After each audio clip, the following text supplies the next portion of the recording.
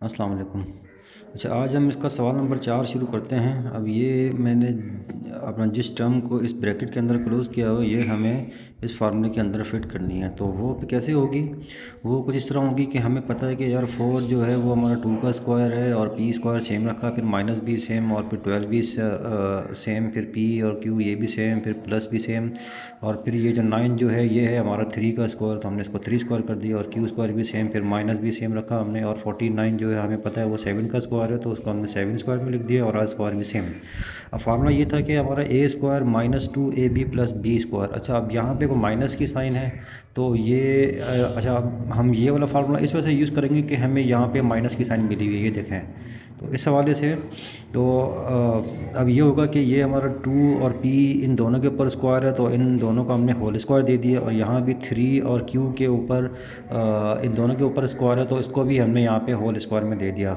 अब फ़र्ज़ करो कि यार ये चीज़ें अगर ना लिखी होती तो हम फिर डायरेक्ट फॉर्मूले लगाते हैं कि वो वहाँ पे ये होता कि हमारा a जो है वो हमारा 2p के बराबर हो जाता, और b जो है वो 3q के बराबर हो जाता।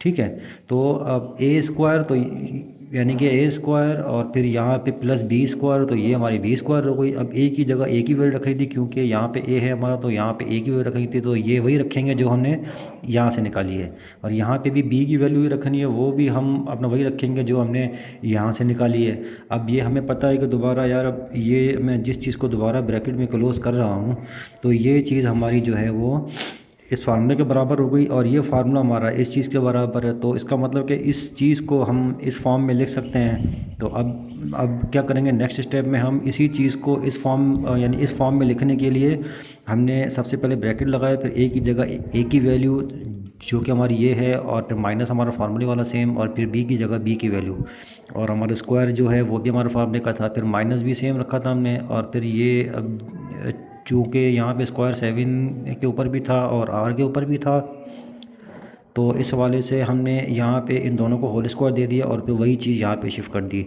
अब हमारी कंडीशन यहाँ पे कुछ ऐसी हो गई है कि ये हमारा हो गया है a स्क्वायर फिर माइनस b स्क्वायर। तो अब a square minus b square का जो फार्मूला होता है वो होता है हमारा a प्लस बी और a माइनस बी।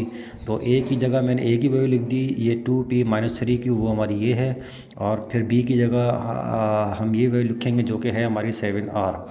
ठीक, तो b की जगह हम ये वैल्यू लिखेंगे। अब होगा क्या कि अब इस फार्मूले के अंदर फिट करना है कि भाई a square minus b square हमारा इस चीज़ के बराबर है, तो अब ये हमारी a स्क्वायर हो गया और ये हमारा को b स्क्वायर हो गया, तो हम डायरेक्टली इसको इस फॉर्म में लिखेंगे। तो वो कैसे लिखेंगे कि a की जगह a की वैल्यू जो कि हमारी ये लिखी हुई है, या फिर ये आप या ये समझ लें, तो a की जगह हमने a की वैल्यू लिख दी, यानी 2p माइनस अब 3q, और फिर प्लस फार्मूले वाला। ठीक है, और फिर b की जगह b की वैल्यू जो कि है हमारी 7r ये वाली, और ये यहाँ से आई है, ये हमारा यहाँ से आया है। फिर सेम इसी तरह यहाँ पे भी हमारा a माइनस बी है, तो a की जगह a की वैल्यू, और फिर माइनस फार्मूले का, फिर b की जगह b की वैल्यू, वो है हमारे 7r, ये हमारे यहाँ से आई है। अब इसको और मज़ीद अगर थोड़ा सिंप्लीफाई करेंगे तो हमारा बनेगा 2p minus 3q plus 7r, और फिर 2p minus 3q minus 7r। तो इसका आंसर ये है। अब इस आंसर को चेक करते हैं कि हमारा ये आंसर सही भी है कि नहीं। अच्छा, तो हमारा जवाब ये आया था और हमारा सवाल था ये। ठीक है, तो अब मैं जैसे पहले बता चुका हूँ कि इसमें होता ये है कि ये अब ये वाली दोनों टर्म्स जो हैं वो आपस में मल्टीप्लाई हो रही है, तो इस टर्म का यानी कि हर एक जो है वो इससे ज़रब होगा या फिर मल्टीप्लाई होगा, तो यहाँ मैंने सेपरेट करके लिख दिया है। अब ये 2p जो है वो इस सबसे मल्टीप्लाई होगा, और फिर ये माइनस 3q भी जो है वो इन सबसे मल्टीप्लाई होगा, फिर ये प्लस 7r जो है ये भी इन सबसे मल्टीप्लाई होगा हमारा। तो अब सबसे पहले इसको मल्टीप्लाई करते हैं। तो मैं आप लोगों को पहले भी बता चुका था, ये जो हमारा कोफिशेंट्स हैं जिनको सिंधी में कहा जाता है अददी मुंडा, तो ये आपस में मल्टीप्लाई होते हैं, और जो वेरिएबल्स है या फिर बदल जिंदर जो है वो हमारे आपस में मल्टीप्लाई होते हैं। तो हम क्या करेंगे, अब सबसे पहले इस 2 को इस 2 से मल्टीप्लाई करेंगे तो हमारा जवाब 4 आएगा। फिर इस p को इस p से जब मल्टीप्लाई करेंगे तो ये बन जाएगा p स्क्वायर। अब ये p स्क्वायर क्यों बनेगा, क्योंकि इन दोनों का बेस या बुनियाद सेम है, तो इन दोनों की जो पावर है यानी इसकी पावर 1 थी और इसकी पावर 1 थी, तो ये दोनों ऐड हो जाएंगी, तो 1 + 1 बन जाएगा हमारा 2। अब यहाँ प्लस है, यहाँ माइनस है, तो साइन माइनस की जाएगी, फिर ये 2 हमारा इस 3 से मल्टीप्लाई होगा, तो इसका आंसर आएगा 6। और ये P और Q जब आपस में मल्टीप्लाई करेंगे तो ये आपका बन जाएगा PQ। ठीक है। फिर यहाँ प्लस, यहाँ माइनस, साइन माइनस की जाएगी, फिर ये 2 हमारा 7 से मल्टीप्लाई होगा, तो इसका आंसर आएगा 14। और फिर ये P और R दोनों आपस में मल्टीप्लाई होंगे, तो ये बन जाएगा PR। अब जो है हमारी ये टर्म इस सबसे मल्टीप्लाई होगी, तो यहाँ माइनस है, यहाँ प्लस है, तो साइन माइनस की आएगी हमारी। ठीक, फिर ये 3 और ये 2 से मल्टीप्लाई होगा, ये हमारा हो जाएगा 6। फिर ये दोबारा आपका PQ, यानी कि Q और P जब आपस में मल्टीप्लाई करोगे तो आप QP भी ले सकते हो और PQ भी ले सकते हो। फिर यहाँ माइनस है, यहाँ प्लस है, और अब यहाँ भी माइनस है, तो साइन प्लस की आएगी, और 3 से मल्टीप्लाई होगा, ये हो जाएगा 9। और Q आपस में दोनों मल्टीप्लाई होंगे, तो इन दोनों की बेस सेम होने की वजह से इन दोनों की पावर्स या सग जो है वो आपस में ऐड हो जाएगी, तो ये बन जाएगा Q²। फिर यहाँ माइनस, तो साइन प्लस की आएगी आपकी, ये 3 7 से मल्टीप्लाई होगा, तो इसका आंसर आएगा 21। और फिर Q और R जो है वो इस तरह लिखेंगे हम। फिर यहाँ प्लस,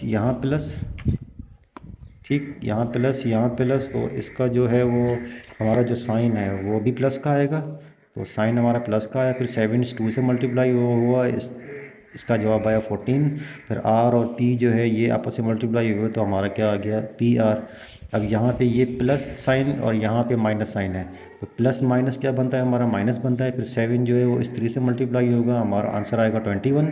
और फिर ये R और Q ये जो है वो आपस में जब मल्टीप्लाई होंगे तो हमारा बन जाएगा QR।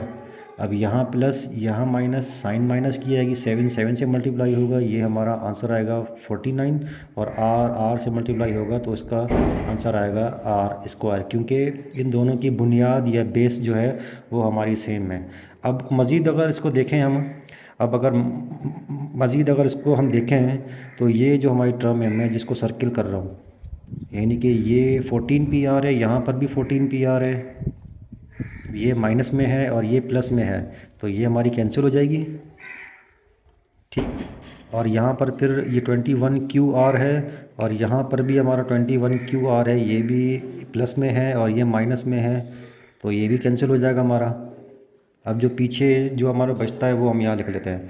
हमारे पीछे क्या बचा, बाकी बचा 4P² - 6 PQ, जो अपने ये वाला है, फिर ये वाला -6 ये -6 PQ, फिर ये टर्म +9Q², फिर ये और ये सारी कैंसिल हो गई थी। अब बची बाकी ये, यानी -49 R²। अब यहाँ पर भी हमको देखें तो हमारी बेस या बुनियाद सेम है, तो इन दोनों के जो कोफिशिएंट्स हैं या फिर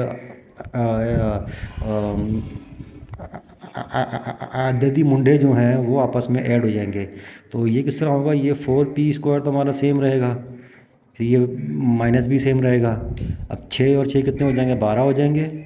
और PQ भी हमारा सेम रहेगा, PQ भी हमारा सेम रहेगा। और ये फिर +9² भी हमारा सेम रहा, ये 9Q², फिर -49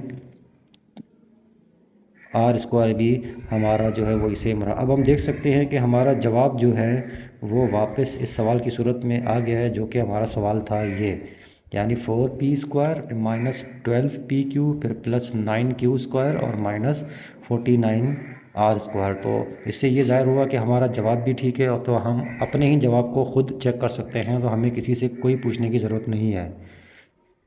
थैंक यू।